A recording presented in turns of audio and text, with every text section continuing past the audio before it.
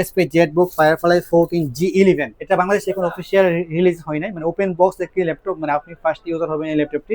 আমাদের কাছে এই মুহূর্তে কিন্তু অ্যাভেলেবল রয়েছে কোর আল্ট্রা 5 AI প্রসেসর দিয়ে। এটা হচ্ছে আপনার 14 জেনারেশনের একটি ল্যাপটপ, 12 কোর 14 থ্রেড ইন্টেলের V Pro processor, Evo certified V Pro processor use করা হয়েছে।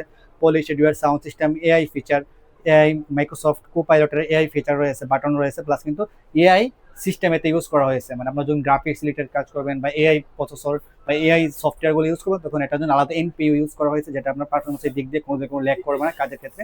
একদম বেস্ট একটি ল্যাপটপ আমি যদি বলি, যারা একদম লেটেস্ট জেনারেশন, লেটেস্ট ফিচারের, লেটেস্ট টেকনোলজি ল্যাপটপ চাচ্ছেন, তাদের জন্য এটি বেস্ট একটি ল্যাপটপ। এটা কিন্তু cycle count only one cycle count, একদম open box laptop SP Jetbook Firefly 14G11। আমি যদি দেখাই সাইকেল কাউন্টটা, সাইকেল কাউন্ট অনলি ওয়ান, মানে আপনি ফার্স্ট ইউজার হবেন।